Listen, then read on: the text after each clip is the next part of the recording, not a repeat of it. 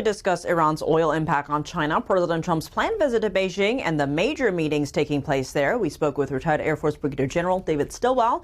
He has served as U.S. Defense attaché in Beijing and as Assistant Secretary of State.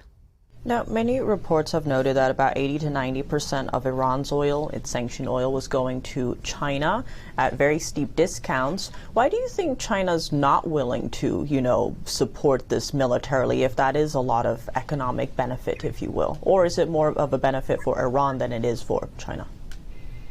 Oh, definitely a benefit for the PRC, who's oil starved. And if you think about it, the energy coming out of the Arabian Gulf was supposed to be going to Gwadar at this point, a port in Pakistan, and then up through the China-Pakistan Economic Corridor into Kashgar, bypassing the Straits of Malacca and the South China Sea. Well, with the Iranians closing the Straits of Hormuz, or effectively threatening anything coming through there, whether or not we cut off Iranian oil, the Iranians have done it themselves. My guess is there's some pretty angry phone calls going between Beijing and Iran right now to knock off the disruption of energy movement from the region.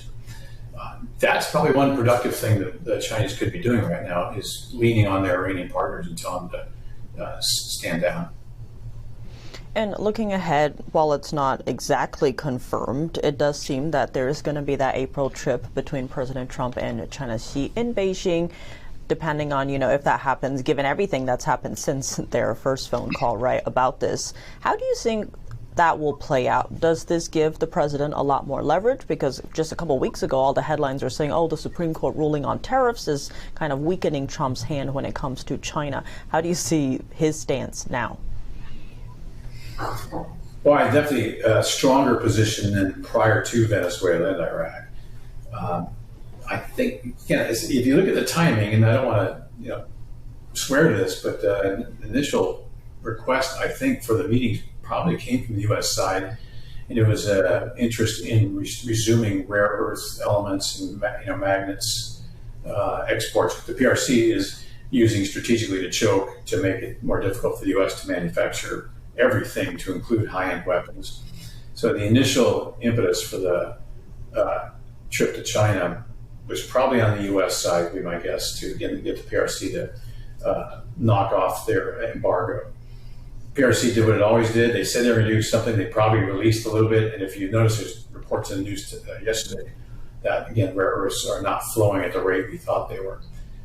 So you give that. You don't want to mess with President Trump. Again, he's not going to read you talking points. He's going to probably do something. So if I was a PRC, this would probably be a chance to go back to the agreement on rare earths to make the conditions for a trip to China conducive to grow the relationship back to something that's less hostile, which got that way because of the PRC, by the way. But I don't see the need of going. I don't see the need to go to China, especially with this thing going right now. The last thing the president needs to do is to be distracted and then go offline in Beijing. So if it was me, I would suggest just offering a gentle "不方便." It is not convenient at this time. No excuses, and just say maybe we can do it at a later time. And now it sent a great message to the PRC, basically that we don't need you. Hopefully, the plan to get rare earths manufacturing and processing back on the step where it should have been, starting in 2010, is moving forward, and eventually we can just say, hey, your monopoly on these things doesn't matter anymore, and we're going to do what we want. So we won't be held over a barrel anymore. We will act in our own interests. It stinks being in this position where you're actually beholden to the Chinese side. That is one of very few times that I can remember in history where we found ourselves in this position. And with the two sessions happening, what are you watching for there? Some, especially on the economic side, are trying to see if, the GDP growth or consumer growth sentiment is rising. Perhaps not. China's economy has been struggling. But what are you watching to come out of the two sessions?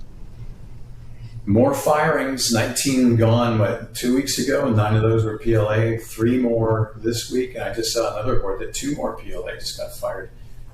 It's hard to keep track. You need a scorecard for this stuff, but there is a fairly significant message here, and that confidence in the PLA isn't where it should be, and that do you remember? I think it was in the fall, maybe during the Party Congress or one of those events. There were like entire rows of empty seats in the meeting. I think you're going to see more of that this time too. And then how far does it go? I mean, there's exactly 2 people on a central military command right now, when there used to be 9 or 7. But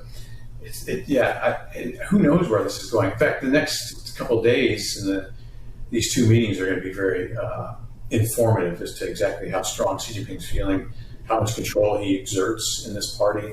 Again, I think it bears watching, and I know you guys will stay on top of it. Does that make Xi Jinping specifically more dangerous, though, if he's, surrounded by no one now and feels like he's surrounded by people he can't trust? The jury's out on that one. Is it a factor of the emperor hating to hear that he has no clothes? Are people willing to tell him he has no clothes? Is he sensing resistance, or is this more factional stuff that's going on where he senses a threat not just from his own people, but from the outside, from the Jiang Zemin Shanghai group or the Shanxi group or the China Youth League or whatever, the Communist Youth League? I don't know. I mean, again, we'll hear more in the next couple of weeks, and I don't want to go out on a limb and speculate, but all we do know is it's uncomfortable in Beijing right now. Definitely a lot to watch for here. General Stilwell, as always, thank you so much for joining us. Thank you.